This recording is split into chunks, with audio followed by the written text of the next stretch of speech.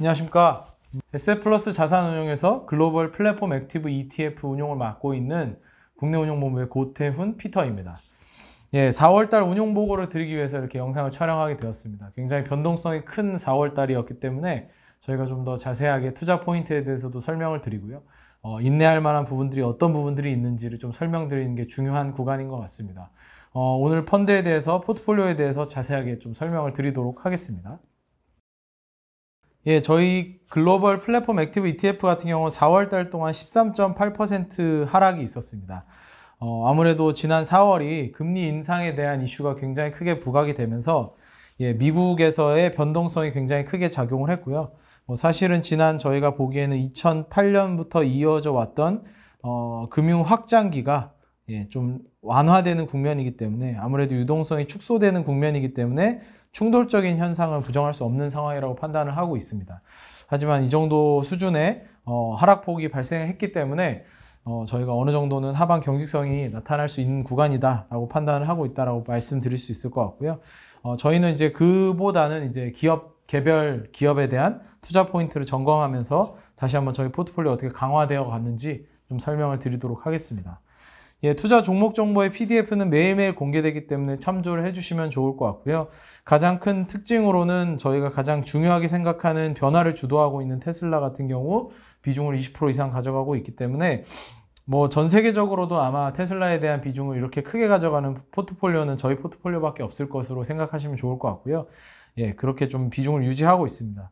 굉장히 큰 시장에 대한 굉장히 큰 변화를 맞이할 기업이기 때문에 포트폴리오에서 큰 축으로 가져가고 있고요. 리오프닝 관점에서 에어비앤비라는 종목도 굉장히 중요하게 비중을 가져가고 있습니다. 그 외의 종목들은 한 번씩은 대략적으로 좀 설명을 드렸던 부분들이기 때문에 이번 달의 변화 내용을 좀 살펴보도록 하겠습니다.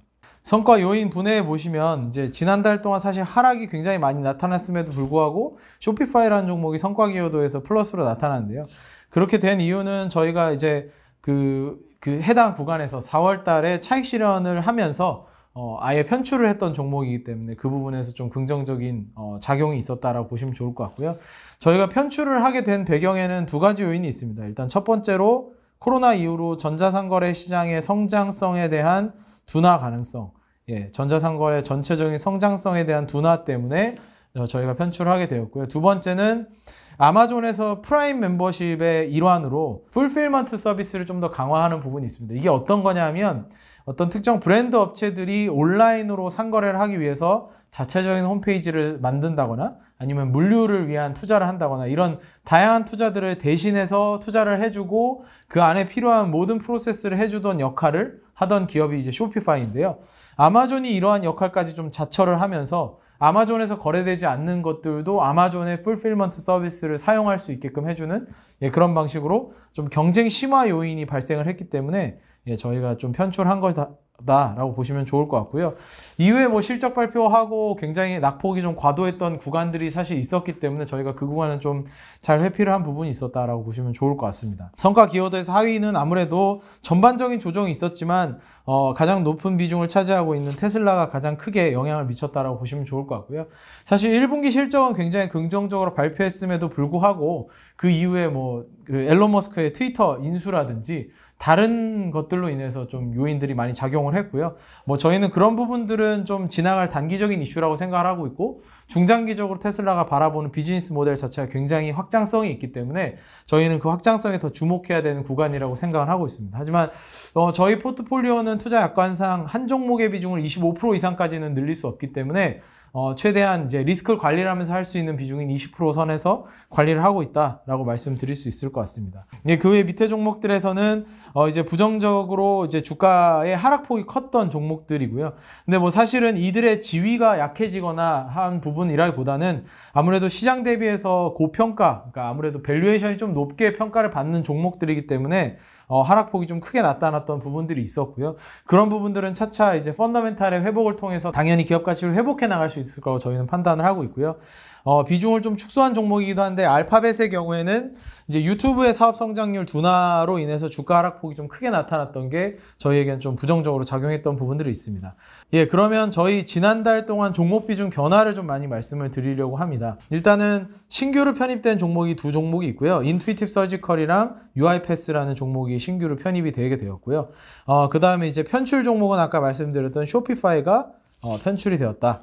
그리고 비중을 축소한 종목은 알파벳과 마이크로소프트의 비중은 축소해서 가져가고 있다라고 보시면 좋을 것 같고요. 유니티와 업스타트 같은 경우에는 주가 하락폭이 굉장히 좀 컸기 때문에 자연스럽게 비중이 좀 줄어든 부분이라고 보시면 좋을 것 같습니다. 우선은 신규로 편입된 인투이티브 서지컬의 경우에는 뒤에서 좀 설명드릴 투자 포인트에서 좀 더 자세하게 설명을 드리면 좋을 것 같고요. 기본 개요만 말씀드리자면 수술용 로봇 시장에서 1등을 하는 기업이고요. 이 시장 자체를 개척한 기업이라고 보시면 좋을 것 같습니다. 근데 저희가 주목하는 것은 미래 로봇 시장의 성장성도 있지만 거기에 더해서 비즈니스 모델 자체가 소모품 중심의 리커링 매출이 굉장히 발생 많이 하는, 그러니까 반복적 매출이 발생할 수 있는 기반이 되는 그런 기업이라고 보시면 좋을 것 같고요. 긍정적인 비즈니스 모델을 형성하는 기업이기 때문에 저희가 신규로 편입을 했다라고 보시면 좋을 것 같습니다. 그 UiPath 같은 경우는 자동화 소프트웨어, RPA라고 하는데요. 이제 자동화된 소프트웨어를 개발하는 기업이고요. 디지털 자동화 솔루션에 대한 수요가 계속적으로 증가하는데 사실 이 기업이 그 시가총액의 상단에 비해서 굉장히 많은 낙폭이 있었기 때문에 앞으로의 성장성은 충분히 있는 상황에서도 좀 과대 낙폭으로 인해서 저희가 신규로 편입하게 되었다라고 보시면 좋을 것 같습니다. 디지털 자동화 솔루션에 대한 수요는 계속적으로 증가할 것이기 때문에 저희가 이 부분에 대해서는 긍정적으로 평가해서 편입이 되었다라고 보시면 좋을 것 같고요. 예, 포스트 코로나 시기에 여행에 대한 수요, 레저에 대한 수요가 급증하면서 에어비앤비는 계속 긍정적으로 이제 성장할 것으로 생각하는 플랫폼이어서 저희가 그러니까 편입 비중을 좀 더 늘린 부분이 있었다라고 보시면 좋을 것 같습니다. 예, 그 외에는 이제 주가가 어느 정도는 버텨줬던 종목들이 아무래도 비중이 좀 더 올라왔다라고 보시면 좋을 것 같습니다. 예, 그러면 이번 달에 저희가 보고 있는 주요한 포인트를 좀 말씀드리겠습니다. 뭐 사실은 지난 한 3개월여간 저희가 좀 많이 강조드리는 부분들이 매크로 변동성이 굉장히 커지는 구간이기 때문에 이럴 때일수록 기업 자체, 비즈니스 모델 그 자체에 주목하는 운용과 포트폴리오의 강화가 굉장히 중요한 국면이라고 보고 있고요.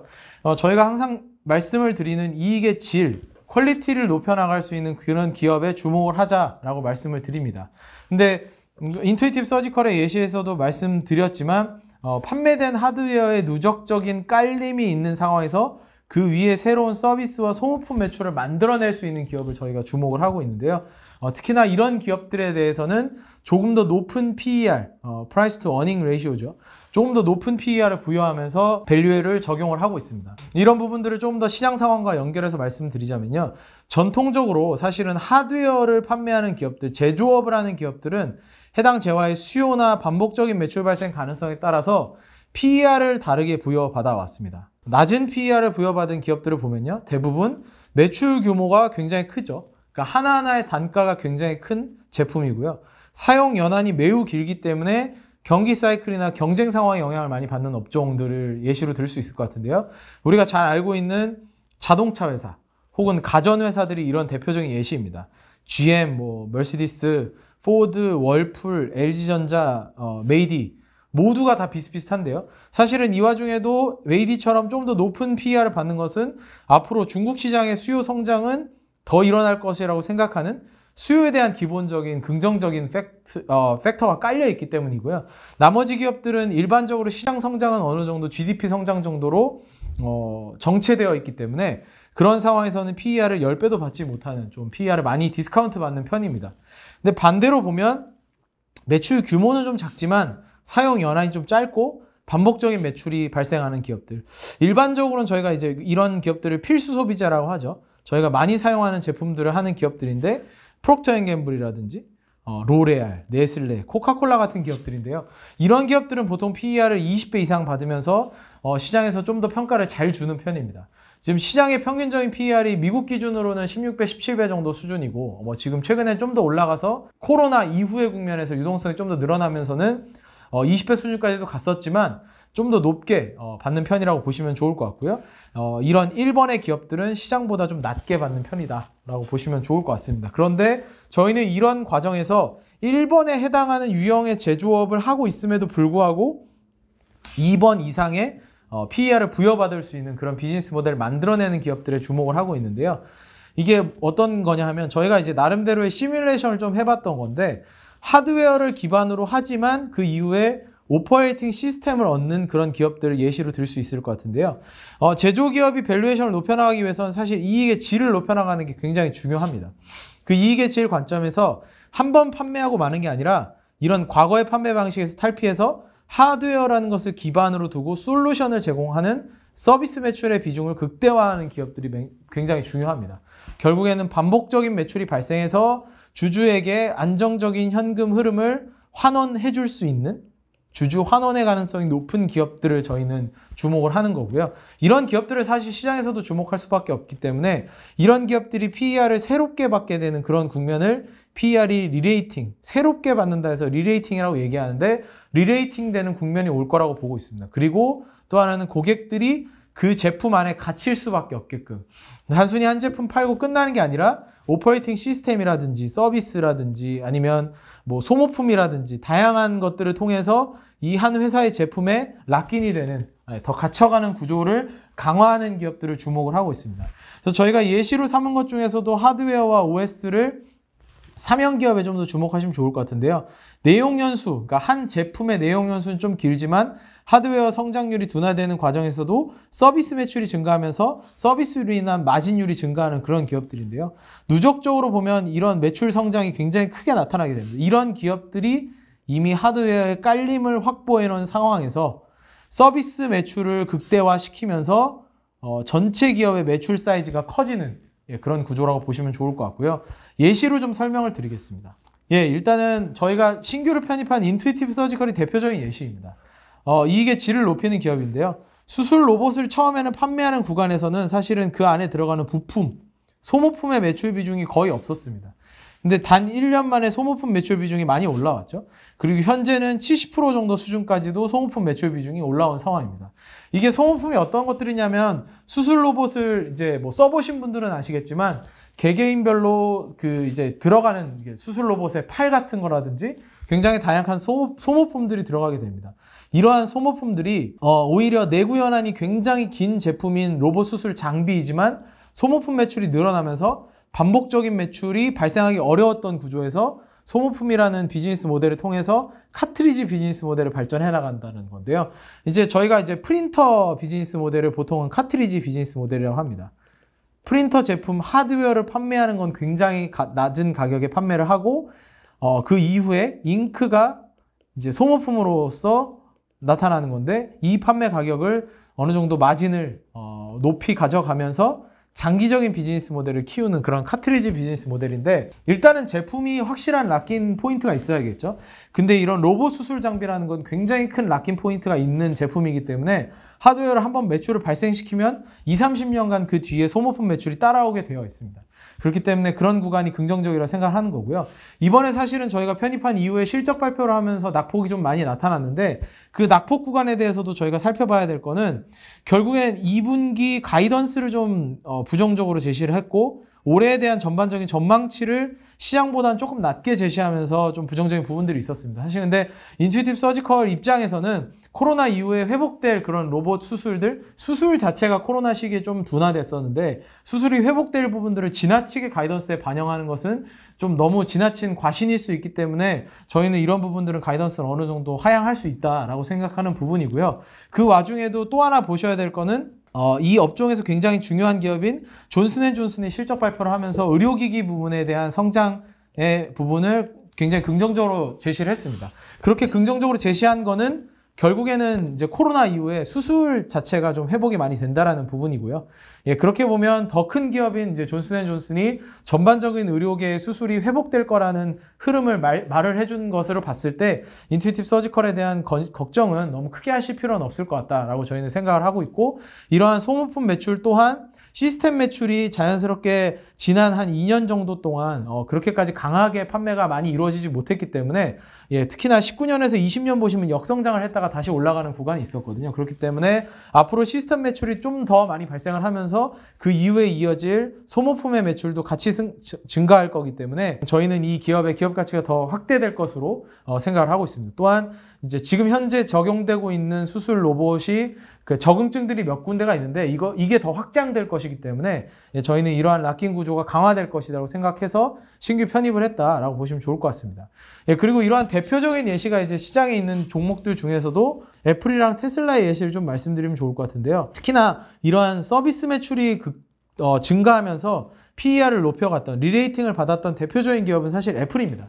테슬라는 전기차라는 새로운 시장을 개척하고 있는 상황이기 때문에 이런 측면에서는 아직은 하드웨어에 좀 더 의존할 수밖에 없는 구조인데요. 물론 이제 애플 같은 경우도 하드웨어 매출 비중이 더 높기는 하지만 서비스의 매출 비중을 앞으로도 계속 늘려나갈 상황이라고 보고 있고요. 지금 현재는 한 20% 정도 선인데 앞으로 이게 극대화되면서 점점 더 뭐 절반 이상의 비중으로도 올라갈 거라고 저희는 생각을 하고 있습니다. 결국에는 깔려있는 iOS 기반의 기기들이 지금 현재 한 13에서 한 14억 대 정도로 회사에서는 보통 얘기하고 있는데, 이 확장성이 더 있는 상황에서 이 위에서 서비스들이 계속 긍정적으로 확장이 되면서 서비스 매출 비중이 확장이 되면 더 이상 이제 애플로 들어왔던 고객들이, 이 iOS라는 생태계로 들어왔던 고객들이 밖으로 빠져나가기 굉장히 어려운 국면이 될 거라고 생각을 하고 있고요. 그렇기 때문에 이러한 서비스 매출이 확장되면서는 더 안정적인 구조, 그러니까 뭐 매년 2년 주기마다 스마트폰을 바꿔가는 구조보다도 매일매일 발생하는 그런 서비스 매출로 인해서 안정적인 구조로 비즈니스 모델이 더 바뀌어갈 거라고 생각을 하고 있습니다. 이게 사실은 2016년에 팀 쿡이 처음으로 서비스 매출 비중이 그 당시 한 10% 정도였는데 뭐 한 5년 이내에 2배 이상 늘리겠다 이런 발표를 했었습니다. 근데 이게 굉장히 조기 달성을 했었고요. 그런 과정에서 PER이 사실은 애플이 이 당시에는 10배 이하를 받았었습니다. 근데 현재는 지금 20배 이상으로 뭐 2배 이상이 증가한 상황이라고 보시면 좋을 것 같고요. 단순하게 보자면 이거는 매출이 전혀 성장하지 않았음에도 불구하고, 네, 혹은 이익이 전혀 성장하지 않았음에도 불구하고 기업 가치가 2배 이상 성장할 수 있다는 얘기이기 때문에 PER의 리레이팅은 이만큼 굉장히 중요한 요소이고요. 저희가 그런 측면에서 이익의 질을 굉장히 중요하게 생각을 하고 있다 말씀드릴 수 있을 것 같습니다. 테슬라도 지금 현재는 서비스 매출 비중이 아직은 뭐 굉장히 낮은 상황입니다. 지난 분기 기준으로도 한 5, 6% 정도밖에 안 되기 때문에 그렇게 의미 있는 숫자는 아니지만 앞으로 뭐 보험 서비스라든지 아니면 대표적으로 저희가 보고 있는 풀 셀프 드라이빙 서비스라든지 이러한 서비스 매출이 굉장히 강화되면서 비중이 증가하면서 자연스럽게 PER은 지금 현재 PER 수준이 뭐 물론 이제 하드웨어 매출이 올라오면서 좀 더 적당한 수준으로 내려오긴 하겠지만 그 하방을 좀 버텨주는, 예, 기존의 자동차 회사들 수준까지 떨어지려면 사실 5, 6배까지 떨어져야 되기 때문에 굉장히 많이 하락을 해야 되거든요. 근데 저희는 이 정도까지 하락할 거라고 생각하지 않습니다. 테슬라가 지금보다는 서비스 매출을 확대를 하면서 락인 효과가 극대화된, 예, 그런 기업으로 성장해 나갈 것으로 생각을 하고 있습니다. 그렇기 때문에 저희는 PER을 새롭게 주는 기업들에 좀 주목을 하고 있다라고 보시면 좋을 것 같고요. 예, 서비스 매출을 발생시키는 기반이 되는 것들이 여기에 있다는 게 중요합니다. 말씀드린 것처럼 현재 서비스 매출 비중은 낮지만 폭발적인 캐파 확장 이후에, 폭발적인 캐파라는 건 사실 2030년에 테슬라가 판매를 하려고 하는 자동차는 1년에 2천만 대 판매하려고 하거든요. 근데 연간 전 세계의 자동차가 8, 9천만 대 정도밖에 판매가 안 됩니다. 그러니까 일단은 지금 현재 앞으로 볼 한 7년, 뭐 한 10년의 기간 동안은 하드웨어 성장이 폭발적으로 나타날 겁니다. 근데 이후에는 그 깔림 위에 열리게 되는 소프트웨어, 서비스, 이 부분을 굉장히 중요하게 생각을 하고 있다 말씀드릴 수 있을 것 같고요. 또 한 가지 더는 애플과 테슬라의 차이는 사실 그 제품의 내구 연한에 있습니다. 그러니까 스마트폰 같은 경우는 뭐 짧게는 한 2년 정도, 물론 뭐 이거보다 더 짧게 쓰시는 분들도 있지만 길게는 요새는 한 4, 5년 정도 안에는 교체하는 상황이거든요. 근데 자동차는 물론 이제 중고차 거래는 하시겠지만 최종적으로 제품이 폐차까지 가는 데는 짧게는 10년, 뭐 길게는 20년, 30년까지 쓰시는 분들이 있기 때문에 내구 연한이 굉장히 깁니다. 그래서 PER을 낮게 봤던 게 전통적인 이 산업의 특징이었지만 테슬라는 그 위에 이걸 오히려 누적적인 인프라로 활용할 수 있는, 누적적인 깔림으로 활용할 수 있는 기업이 될 것이기 때문에 PER을 높게 계속 유지해 나가면서 기업 이익을 만들어갈 수 있다. 이익의 질을 높여갈 수 있다라고 저희는 생각을 하고 있습니다. 오늘은 비즈니스 모델에 대한 얘기를 좀 드리면서 이익의 질을 높여나갈 수 있는 기업들에 대해서 말씀을 드렸습니다. 뭐 지금의 구간에서는 PER이 너무 높은 것이 아니냐, 뭐 금리가 인상되는 구간에서는 PER이 당연히 하락하는 것이 정상적이지 않느냐라는 이런 매크로 변동성에 대한 이야기를 할 수 있지만 저희는 더 중요한 거는 우리가 판단하기에 이 비즈니스 모델의 이익에 대해서 그 이익의 질에 대해서 어떻게 평가하고 어떤 PER을 부여할 수 있는지를 자체적으로 평가를 해보는 것이 굉장히 중요하다고 생각합니다. 지금 같은 조정이 좀 길어지고 낙폭이 좀 과도한 구간에서는 특히나 그런 점검을 잘 해놓으시면 앞으로 시장이 이제 정상이 좀 회복되어 가는 구간에서는 그런 이익의 질이 높은 기업들을 선택해 나갈 것이기 때문에 이런 구간에서 저희는 포트폴리오를 좀 더 강화하고 그런 이제 반등의 기회를 저희가 함께 좀 더 누릴 수 있도록 포트폴리오를 계속적으로 강화해 나가도록 하겠습니다. 오늘 4월 운용 보고는 이상으로 마치겠습니다. 오늘도 함께 해주셔서 감사드립니다.